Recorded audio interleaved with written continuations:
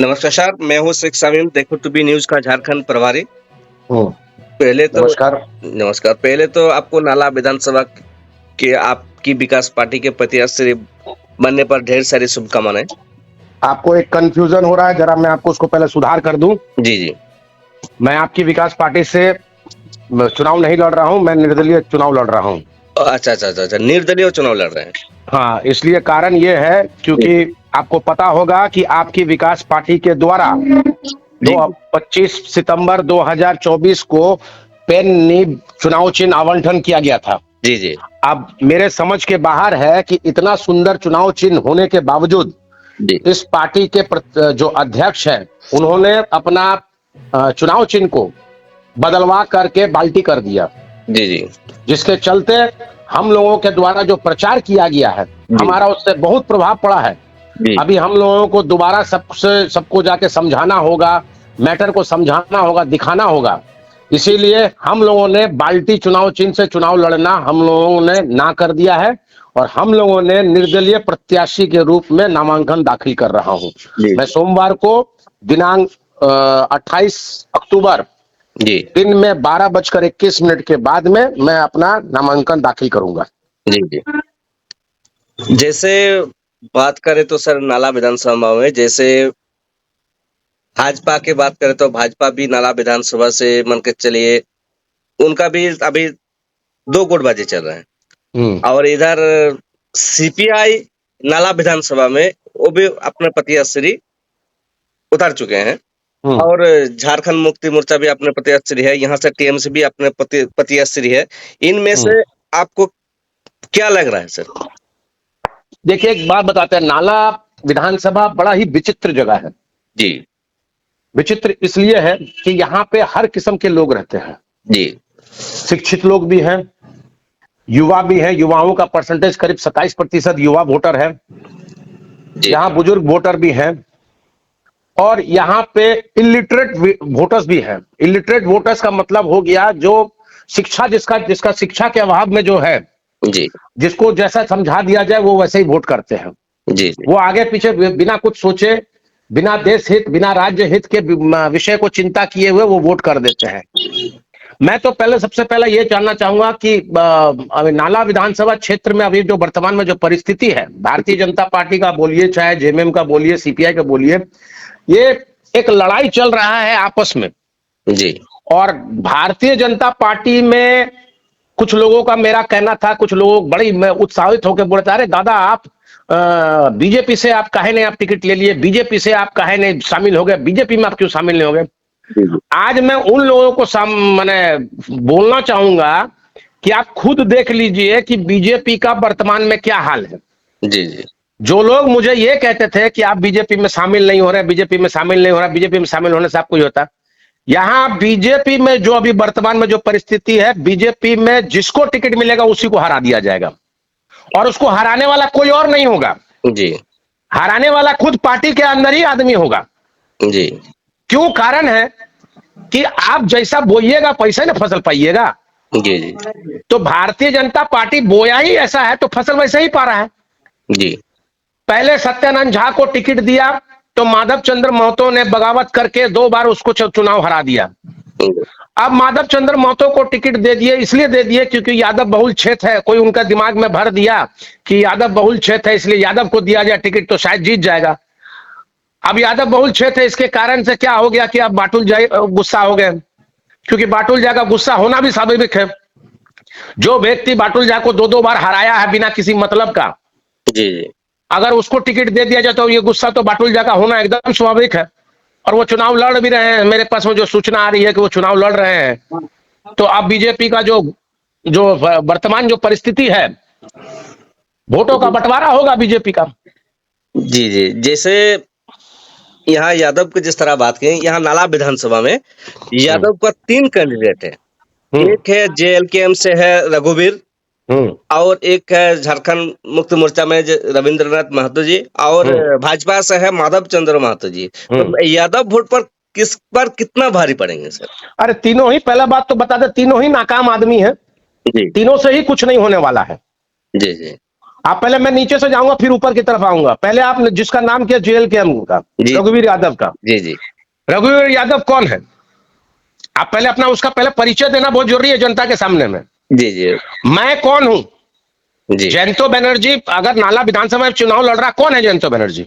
जी उसका परिचय क्या है? पहले परिचय पूछिएगा तब ना आप उसको वोट दीजिएगा। जी जी तो मेरा परिचय यह है कि मैं एक बिजनेसमैन हूं, जी सर। और बिजनेसमैन के साथ में मैं एक फुल टाइम पॉलिटिशियन हूं। 24 घंटा मेरा फोन खुला रहता है, 24 घंटा मैं लोगों का सेवा करता हूं, 24 घंटा मैं काम करता हूं। जी तो ये मेरा परिचय है। लोगों के अंदर में जो संदेश जाता है, लोग जो मुझे जानते हैं, लोग वो कहते हैं कि हाँ भाई बनर्जी को फोन करो तो बनर्जी काम कर देता है, तुरंत फोन में ही काम कर देता है। जी तो ये तो परिचय, पहले तो अपना परिचय है। तो रघुवर जी का परिचय क्या है? युवा है, मुझे बोलना नहीं चाहिए, मगर आप राजनीति में जब हैं, जी जी विरोधी होने के नाते हम आपको बोल रहे हैं। जी जी मेरा युवाओं से कोई भेदभाव नहीं है जी और मतभेद भी नहीं है युवाओं से। मैं युवाओं के लिए ही खड़ा हूं। सबको पता है कि युवाओं को, बेरोजगार युवाओं को मैं रोजगार से जोड़ने के लिए हर संभव प्रयास करते आया हूं। जी इसलिए रघुवीर यादव के जो समर्थक है उसको ये गलत तरीके से ना ले कि जयंतो बनर्जी रघुवीर के बारे में क्यों बोल रहा है कि युवा प्रत्याशी के बारे में। युवा प्रत्याशी से मेरा कोई मतभेद नहीं है, कोई विरोध नहीं है, मगर वो जो तो नाला विधानसभा में चुनाव लड़ रहे हैं, ऐसे विरोधी मैं उनका विरोध कर रहा हूं कि पहला उनका परिचय क्या है। सबसे पहला परिचय तो उनका यह है कि वो एक मनरेगा के ठेकेदार हैं। जी जी मनरेगा के ठेकेदार होने के नाते, ठीक है, ठेकेदारी करना सबका अधिकार है। जी मनरेगा में क्या चल रहा है? घोटाला। घोटाला। मनरेगा में कितना भ्रष्टाचार है, किसी से छिपा नहीं है। जी आपको पता है कि इसी मनरेगा के चक्कर में मुझे जेल जाना पड़ा। जी जी तो जिस विभाग में इतना भ्रष्टाचार है वो उसी विभाग के ठेकेदार हैं। जी यानी उनका उत्पज ही जो है वो भ्रष्टाचार से आया है, और आज उसको JLKM टिकट दे दिया। जी जी तो अब ये तो जनता बताएगी उसको कि उसको कितना वोट मिलना चाहिए। और दूसरी बात, काम करने पे वोट मिलता है। जी जी मैं रघुवीर जी से पूछना चाहूंगा, कितने लोगों का आपने पेंशन बना दिया? आपने कितने लोगों को थाना से छुड़वा दीजिए? आपने कितने लोगों को आवास दिलवा दिया? आपने कितने लोगों का मदद किया? कितने युवाओं को रोजगार से जोड़ा? अगर उनके पास मेरा सवालों का जवाब है तो जब जवाब दे। आप दूसरे पे आ जाते हैं। जी अब दूसरा जो महतो है वो है माधव चंद्र महतो। जी जी उनका घर कहां है? सबसे पहला बड़ा प्रश्न है, वो घर कहां है? नाला से विधानसभा चुनाव तो लड़ रहे हैं, जी क्या वो अपने आप को वोट देंगे? नहीं। क्या अपने आप को वो वोट देंगे? क्या 336 बूथ में से किसी भी बूथ में माधव चंद्र महतो का सीरियल नंबर में कहीं भी उनका नाम उल्लेख है? क्या वो हमारे विधानसभा क्षेत्र से वोटर हैं? जी बिल्कुल नहीं। तो जो व्यक्ति यहां का वोटर नहीं है, उससे उस आदमी को भाजपा टिकट दे दिया। ये तो भाजपा अपने पैर पे कुल्हाड़ी मारा। जी और माधव चंद्र महतो के बारे में यह भी बता दें, जो आदमी सिर्फ पार्टी का प्रचार करके, झंडा बैनर का प्रचार करते रहता है, कभी इस दल कभी उस दल कभी उस दल, वो तो सीधा सीधी बोलता है कि मैं केला से भी लड़ सकता हूं, कमल से भी लड़ सकता हूं। तो जो व्यक्ति अपने ही खुद निश्चित, मैंने उसका खुद ठिकाना नहीं है कि वो किस दल का है, आज उसको भाजपा का टिकट नहीं देता, तो यह भी तो स्वाभाविक था कि आज जिस तरह बाटुल जी विद्रोह कर रहे हैं वो भी विद्रोह करता, जी जी और वो भी किसी और दल में शामिल होकर वो भी चुनाव लड़ता। तो माधव चंद्र महतो का बात यहां पे होना ही नहीं चाहिए नाला विधानसभा में, क्योंकि वो हमारे विधानसभा का है ही नहीं, और हमारे विधानसभा से उनका कोई जुड़ाव नहीं है, कोई लगाव नहीं है, कुछ नहीं है। सिर्फ और सिर्फ उनका मकसद है कि नाला विधानसभा से वो विधायक बने। जो सपना वो संजो रहे हैं, अब देखिए उसको जनता कितना उसको वोट देती है, कितना उसको मानती है। जी आज तक किसी मंदिर में वो चंदा नहीं दिए। जी वो सीधा बोलते हैं, मैं आपको, मेरे पास में कुछ रिकॉर्डिंग भी आया हुआ है उनका, जी जी जहां जहां वो गपशप करते हैं, जब उनको जनता फोन करता है तो डायरेक्ट बोलता है कि मैं चंदा आमी चांदा दीना। जी जी सामाजिक कार्य में आदमी को अगर आप नेतागिरी करते हैं तो आपको कुछ हद तक कुछ देना पड़ता है। जी जी आप एक बस्ता सीमेंट ही दे दिए मगर आपको देना पड़ता है। मगर माधव चंद्र महतो हमारे विधानसभा क्षेत्र में आज तक किसी भी मंदिर में एक बोरा सीमेंट तक नहीं दिए हैं। दूसरी बात, लोगों की मदद करना। जी अभी हाल फिलहाल में एक दोतला में एक ट्रांसफार्मर फूट गया था। जी जी जब उनको फोन किया गया तो वो खुद बोल दिया कि मेरे ही गांव का ट्रांसफार्मर 3 महीने से फूटा हुआ है, तो मैं उस गांव का ट्रांसफार्मर कैसे बदल दूं। जी जी तो इससे दर्शाता यह है कि आप जिस व्यक्ति को टिकट दिए, भाजपा जिस व्यक्ति को टिकट दिए हैं, वो व्यक्ति कोई काम का ही नहीं है, वो जनता का काम ही नहीं कर पाएगा। अगर उसका आचरण ऐसा ही है, डायरेक्ट बोल देता है कि हमारे यहाँ पे वोट लाइन नहीं है तो तुम्हारे यहाँ लाइन कैसे मिलेगा जी। तो अब आप आगे भी समझ सकते हैं कि आने वाले समय में वो जनता की कितनी सेवा करेंगे और जनता का कितना कल्याण होगा, ये इसी से पता चलता है। अब रहा सवाल तीसरे नंबर का, जो हमारे विधायक है और वर्तमान में पिछले 5 साल में वो विधानसभा के अध्यक्ष रहे। जी जी। उनके कार्यकाल में जनता का त्राहिमाम हो चुका है जी।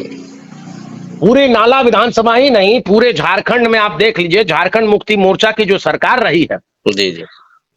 और वर्तमान में जो विधायक हमारे रहे हैं, तीनों ही प्रखंड में भ्रष्टाचार चरम पर है। जी। बिना घूस कमीशन का इस सरकार में उनके रहते हुए, एक विधायक के रहते हुए अगर प्रखंड कार्यालय में घूस लिया जा रहा है तो इससे बड़ा शर्म का बात कुछ नहीं है। आप जिस जनता से वोट ले रहे हैं उसी जनता को जब काम करने जाना पड़ता है तो वही जनता घूस का पैसा देके अपना काम कराती है। तीनों ही प्रखंड में घूस चरम पर है। एक सामान्य पेंशन बनाने के लिए, अभी मैया सम्मान योजना बनाने के लिए, उसके लिए भी घूस लिया जा रहा है। एक आवास बनाने के लिए, गरीब निर्धन जनता का आवास घर टूट जाता है, उसको आवास देने के लिए 20,000 से 25,000 रुपया तक का घूस देना पड़ता है, तब जाके उसको कहीं आवास मिलता है। पेंशन का बुरा हाल है, आवास का बुरा हाल है, मनरेगा में बुरा हाल है और केस कचहरी कराने में तो महतो जी सबसे आगे हैं। इस विषय में अगर आप देखा जाए कि अगर उसका कोई विरोधी आदमी है, विरोधी पक्ष है, तो उसको दबाने के लिए रविंद्रनाथ महतो का सबसे बड़ा हथियार है कि उस आदमी को झूठा केस में फंसा दो। इससे उनका जो चरित्र और छवि है ये जनता के सामने में खुला हुआ है। इसलिए तीनों ही जो महतो आप बोल रहे हैं, महतो जाति से, यादव जाति से है, ये तीनों ही नाला विधानसभा के सबसे बेकार कैंडिडेटों में से एक है। कोई महतो अगर है, आप बोल रहे हैं महतो महतो कर रहे हैं, ये यादव बहुल क्षेत्र है, पिछले 15 साल से यादव यहाँ पे विधायक है। जी जी। रविंद्रनाथ यादव माधव, वो भी माधव जो है, रविंद्रनाथ यादव महतो जी, वो तो यादव समूह से आते हैं। जी जी। तो वो उनके रहते हुए यहाँ पे ग्वाला और यहाँ यादव बहुल लोगों का बुरा हाल क्यों है? क्यों नहीं हमारे जो यादव जो हमारे हैं, आप हमें एक बात बताइए, आज इतने दिन से यादव भाई लोग, मेरे जितने युवा लोग हैं, सरकारी नौकरी के लिए पढ़ाई कर रहे हैं 10-10 साल, 15-15 साल, 20-20 साल से पढ़ाई कर रहे हैं। क्या तो हमको नौकरी लेना है, सरकारी नौकरी लेना है। हमारे विधानसभा क्षेत्र से कितने यादव भाइयों को नौकरी मिला है, हमें बताइए ना। जी जी, बिल्कुल नहीं। हाँ, और उन्हीं का जो पार्टी का जो कार्यालय, हाँ, यादव लोगों का उनका विकास हुआ है, उनका विकास हुआ है, उनके साथ में जुड़े माफियाओं का विकास हुआ है, उनके साथ जुड़े हुए उनके ठेकेदारों का विकास हुआ है। उसके अलावा किसी भी यादव भाइयों का विकास नहीं हुआ है और किसी भी अन्य समाज के लोग, किसी का विकास नहीं हुआ है। जो रवि महतो जी के साथ में लोग जुड़े हुए हैं, जो माफिया है, जो ठेकेदार हैं, उन लोगों का भर एकदम क्या बोले, ठोक ठोक के विकास हुआ है। साधारण जनता जैसे की तैसी है, उल्टा साधारण जनता का जो स्तर वो गिर गया है, नीचे चला गया है। जो ग्राफ होता है कमाई का, जो सोर्स ऑफ इनकम का जो ग्राफ होता है वो नीचे गया है, मगर ये भ्रष्टाचारियों का ग्राफ जो है ऊपर हो गया है। जैसा और एक बात करें सर, जैसे जेएलकेएम की बात करें, जैसे जेएलकेएम को युवाओं के द्वारा पार्टी को जो गठित किया है और मेहनत भी बहुत किया है, लेकिन जामताड़ा में अचानक एक आजसू कैंडिडेट जैसे तरुण कुमार गुप्ता को जेएलकेएम से टिकट दे दिए हैं और जो अपने मेहनत और लगन से जो दिन रात पार्टी को एकत्रित होकर पार्टी को बनाए हैं, उन्हीं को टिकट नहीं दिया गया। देखिए, राजनीतिक दलों का ये आदत रहा है, आप अभी किसी दल को अछूता नहीं कह सकते हैं, चाहे वो आजसू हो, बीजेपी हो, जेएमएम हो, कांग्रेस हो और अभी वर्तमान में जेएलकेएम हो। जेएलकेएम ने पहली बार जब, आपको शायद पता नहीं होगा, आपको मैं भी ये भी बता दूं कि किसी एक व्यक्ति के द्वारा, मैं नाम नहीं लूंगा उस व्यक्ति का, उसके द्वारा जेएलकेएम के अध्यक्ष को मैंने भी अपना बायोडाटा भेजा था। जी जी। जो सच है उसको छुपाने से कोई फायदा नहीं है, आज नहीं तो कल निकल के आएगा। इसलिए सच यही है कि जेएलकेएम को हमने भी अप्रोच किया था। जी। मुझे इसलिए ठुकरा दिया गया क्योंकि मैं ब्राह्मण हूं। जी। जेएलकेएम ने साफ साफ अपने शब्दों में कहा था कि वो ऊंची जाति का है, ब्राह्मण है, उसको टिकट हम लोग नहीं दे सकते हैं। जी। तो देश में आप राजनीति करने आए हैं, हर धर्म हर जाति को लेकर आपको चलना है। आप ब्राह्मण से इतना चिढ़ क्यों है? जी और जयंतो बनी से इतना चिढ़ क्यों? जयंतो में बोलना जानता है इसीलिए चिढ़ है। जी जी जयंतो में विरोध करता है इसीलिए चिढ़ है। उनके अंदर में भी जो जो वो दिखाते हैं कि हम बहुत बड़का नेता बन गए हैं, हम काम करते हैं। जयराम महतो का 2 नंबर सोशल मीडिया में यह है, और हर जगह यूट्यूब में आपको जहां भी देखिए, नेट में भी आप सर्च कीजिएगा उनका मिलेगा। जी आप दोनों नंबर में फोन कीजिए, उनका नंबर ऑफ मिलेगा आपको। जी एक अभी विधायक नहीं बने, अभी सांसद नहीं बने, और अभी से अगर मोबाइल ऑफ होने लगे तो आप खुद समझ लीजिए आगे का भविष्य क्या होने वाला है। जी और अगर वो कहते हैं कि बहुत ज्यादा फोन आता है, तो भैया आप अपना अगर फोन आता है तो आप प्रखंड वाइस में आप या फिर आप विधानसभा वाइस में अपना प्रतिनिधि नियुक्त कर दीजिए कि फलाना फलाना नंबर में आप वहां पे फोन कीजिए। उस विधानसभा का उसमें फोन करेगा, उस विधानसभा का उसमें फोन करेगा। जी जी आपको अगर लगता है कि जनता आपको तंग कर रही है तो आप इसको आप नंबर जारी कीजिए। युवा है, मैं बहुत उपेक्षित था उनसे कि वो कुछ काम करेंगे, बहुत कुछ करेंगे, मगर आशा मुझे नहीं लगता है कि वो कुछ भी कर पाएंगे। जी क्योंकि भीड़ का इकट्ठा करके आप टेबल में बोतल फेंक सकते हैं, अकेले जाके टेबल में बोतल फेंक के दिखाइए तो मानेंगे। जी जी झुंड लेके शेर नहीं चलता है, वो अपने आप को बाघ बोलते हैं। बाघ हमेशा अकेले शिकार करता है। देख लीजिए जयंतो बनर्जी को, जयंतो बनर्जी अकेले शिकार करता है, झुंड में तो भेड़िया आते हैं। इसलिए हालांकि वो युवा है, मैं उनके बारे में ज्यादा नहीं बोलूंगा, मगर JLKM का हो सकता है कुर्मी जाति लोग जो है उनका इम्पैक्ट होगा, वोट भी मिलेगा, हो सकता है 1-2 सीट जीत भी जाए। मगर अल्टीमेटम रिजल्ट क्या है? राजनीति जो है, राजनीति में वो आए हैं, अल्टीमेटम रिजल्ट क्या है? जीत के क्या पहाड़ तोड़ेंगे वो? जी देखना तो यही है। मैं चाहूंगा कि वो विधायक बने, और मेरा भी आशीर्वाद है कि वो विधायक बने, क्योंकि वो जो बड़ा बड़ा बात करते हैं, 5 साल बाद आपसे, आप ही के चैनल में मैं आपसे पूछूंगा कि JLKM के जो विधायक है जयराम महतो, वो क्या किए 5 साल में। अभी उनको जीतने दीजिए, 5 साल काम करने दीजिए, उनका रिपोर्ट कार्ड 5 साल बाद मैं जनता के सामने पूछूंगा। हवाबाजी से राजनीति नहीं होता है। जी जी जैसे आप नाला विधानसभा की जनता को क्या संदेश देना चाह रहे हैं? मैं जनता से सिर्फ इतना ही कहना चाहूंगा कि एक अच्छे शिक्षित स्थानीय, सबसे बड़ा चीज है स्थानीय कर्मठ और युवा, ज्यादा बुजुर्ग वाला नहीं है। जो रवि महतो, माधव महतो, बाटुल झा, ये लोग हो गया, लोग समय खत्म। एक अच्छे युवा को वोट दीजिए, जी जी जो आपके लिए 24 घंटा खड़ा हो, जिसका फोन खुला हो, जो आपका काम कर सके, जिसके नाम से अधिकारियों का बैंड बजता हो, ऐसे नेता को वोट दीजिए। चलिए, मेरे साथ जुड़ने के लिए बहुत बहुत धन्यवाद सर। नमस्कार।